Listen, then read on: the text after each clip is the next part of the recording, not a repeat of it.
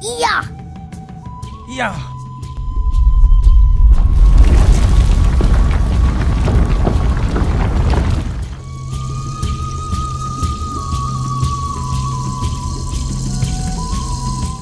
Ay, wa khara haige.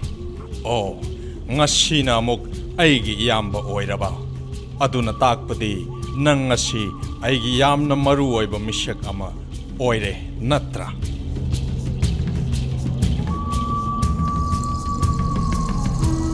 Abo, aikogi konungda kai khongnaulan mising janglakpa hore. Kari haiba. Kai khongnau sing aikoigi konung yoksilaklaba. Nangna hairiba wafam madu kayam chumbano sunu leima.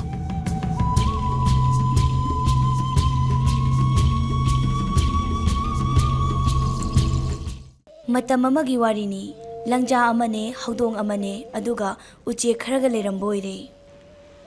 Nongmadi ahal oiraba mamisu tanglaba langja ama mahaki leifam leitabadagi mahaki leifam thibala ami. Langja adu ahal sukhara oire mahakna sumlakpada uchik mayam amasu thengnarami. Uchik singdugi maraktagi uchik amana ashumna hairai. La iba langja ase ahal suyamna oire mamit sutangle aduna uchik ase aikoigi irakta lahelasi hairai. Uchek ataidusu hoi haiduna yare. Uchek singdugi wadu tabada langja adu yamna haraujarami. Kayada pukchel chawkraba uchek singno. Madudagi langja aduna uchek singsida asumna mu hairai. Fare, nakhoina aigi changjafam pibirabanina aina amu nakhoina nachinjak thiba chatkringai nakhoigi uchek macha sing ase aina yingsinbirage hairaklami. Asumna sum matam kharadi laiminari. Uchek mapising adusu magi thokpa machinjak thiba chatnaki. Ahal loiraba langja asina uchek machasing adubu kupna yingsinbagi thabak tawrami. Nongmadi uchek sing aduna lairiba mafam aduda haudong ama laklami. Haudong aduna uchek singdu ubada asumna hairaklami. Is uchek machasing asidi onthokna hauranida. Makhoi sing asidi aigi chinjak oibada chap charani khallaga changsilai. Haudong asina changlakpasi ahal oiraba langja asina su tarami. Madudagi langja aduna haudong aduda hairai. Nahak kanano mafam asida kaidoba laklibano. Langja adu urubadagi haudong adu matomda wakhalda khalami. Oh, aina khaluriba asidi oithoklaroi. Langja asina uchik machasing asibu senaduna leirabanina aina makhoibu kamdongna chagani. Adumna khallaba matung haudong aduna oidaba wangang silai. Ahal loiraba langja aina hakpu nasakmuna khangi. Madu tabada langja aduna sumna hairai. Nahak kanano nang uchik machasing asibu chaba laklibra. Haudong aduna amuk sukhumlai.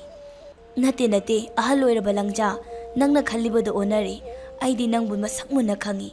Nahaki uchik sing aduna nangi maramda ingonda loina tammi aise Ganga turel mapanda leiba haudong amani uchik sing aduna nangi haitoi singthoibagi matangda ingonda toina wari sai aduna aisu nangondagi karigumba khara tamjage haiduna laksabani haiduna haudong aduna langja aduda hairaklammi.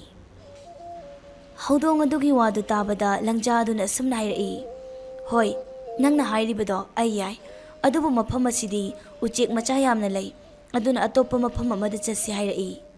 Madudagi haudong aduna asumna makumlai. Oh, angakpani adug lausing singlaba uchik nahakna nangonda mahi tamjaba lakliba aibu thajabidre. Ai uchik machasing ase sungcha chathokloi aibu thajabiyo haiduna hairami. Haudong aduna hairibadu langja aduna thajarami. Asumna uchik mapising aduna machinjak thiba chatkringai langja aduna haudong adubu pusinduna leiminarami. Asumna sum leibadagidi langja asi khangandana haudong aduna uchik machasing adu khara chathoklami aduga mahakti langja du udringai lona chenkhirami. Asumna matam khara leiraga uchik mapising do halaami. Makhoina halakpa matamdadi uchik machasing do masing watuna leirambadu uri. Madu urubadagi uchik singdu chingnaraduna makhoigi makonda changlaklammi.